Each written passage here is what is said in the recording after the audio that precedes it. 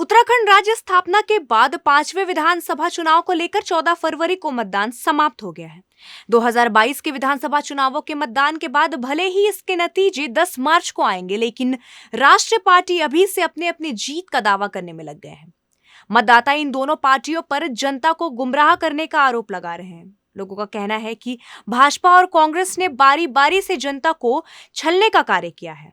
आने वाले परिणाम ऐतिहासिक होंगे। 10 मार्च को इनके नतीजे भी आ जाएंगे, लेकिन चुनाव के नतीजों से पहले ही राष्ट्रीय पार्टियां जीत का गुणा भाग करने में लग गए हैं।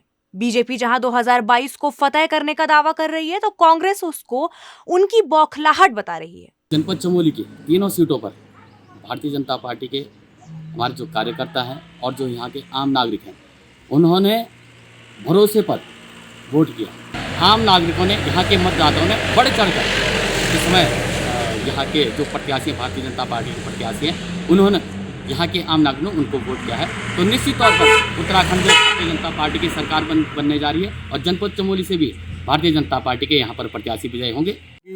उत्तराखंड के लोग बिल्कुल राष्ट्रवाद पे चलते हैं और जो हमने देखा है अभी तक मोदी जी की लहर बरकरार है और तीनों सीटें यहाँ पर भाजपा जीतेगी।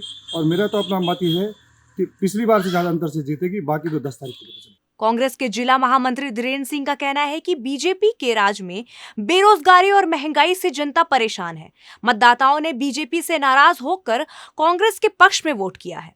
बीजेपी और कांग्रेस दोनों पार्टियों पर निशाना साधते हुए क्षेत्रीय पार्टियों ने कहा कि राज्य स्थापना के 21 सालों बाद भी आज तक पहाड़ों का समुचित विकास नहीं हो पाया है। देखिए, जहाँ तक जिला चमोली के तीनों सीटों की बात है, तो तीनों सीटों पर कांग्रेस पूरी बहुमत के साथ आगे आ रही है और उसके पीछे बहुत ज़्यादा गणित नहीं है। उसके पीछे अगर आप बद्रीनाथ से शुरू करते हैं तो बद्रीनाथ में जो राजेंद्र भंडारी जी हैं, उनके द्वारा जो काम किया गया है आज से 5 साल पहले, वो अभी भी अक्षुण्ण है। वो भी आज के डेट में भी वो हर कोई उसके गुणगान करता है। जो वर्तमान में जो विधायक रहे हैं भारतीय जनता पार्टी के, उनके नाम से कोई ऐसा विकास कार्य नहीं है। और ये लोग अगर वोट मांग रहे हैं तो केवल मोदी जी के नाम पे मांग रहे हैं, अपना इनका कोई विज़न नहीं है।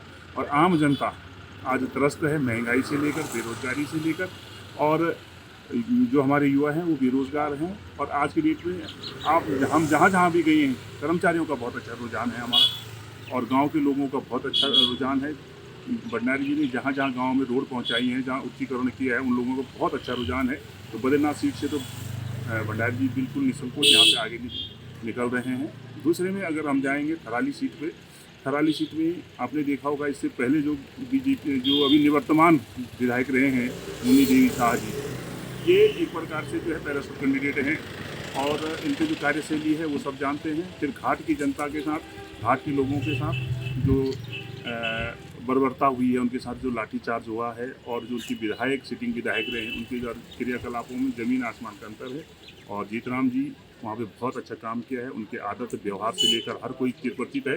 तो जीतराम जी भी वहाँ पे पूर्ण बहुमत के साथ आ रहे हैं। इस समय जो केंद्र सरकार और उत्तराखंड सरकार की जो नीति है, महंगाई, बेरोजगारी, उससे त्रस्त होकर के इस समय पूरी जनता ने मन बनाया है कि इस समय उत्तराखंड में कांग्रेस की सरकार बननी है। और जहाँ तक चमोली डिस्ट्रिक्ट की बात करूँ तो बद्रीनाथ विधानसभा, थराली विधानसभा और कर्णप्रयाग विधानसभा में पूरी बहुमत से यहाँ पे कांग्रेस की सरकार, मतलब विधायक जीत करके जाएंगे। जनपद चमोली की अगर मैं बात करूँ तो जनपद चमोली में लगातार दोनों राष्ट्रीय पार्टी, चाहे भाजपा हो चाहे कांग्रेस हो, जीत के दावे कर रहे हैं। चाहे भारतीय जनता पार्टी की अगर बात करें, चाहे बद्रीनाथ विधानसभा से कह रही है जीत, कांग्रेस कह रही है कि हम भी जीत रहे हैं। लेकिन ईवीएम में जो भविष्य तय किया है, भारतीय जनता पार्टी हो चाहे कांग्रेस की पार्टियों का जो भविष्य जो है जनपद चमोली की जनता ने जो तय किया है, वो तो 10 मार्च को ही पता चल पाएगा। हालांकि दोनों राष्ट्रीय पार्टी अपने तीनों सीटों को जीतने का दावा जनपद चमोली में कर रहे हैं। पुष्कर सिंह नेगी, देवभूमि न्यूज, चमोली।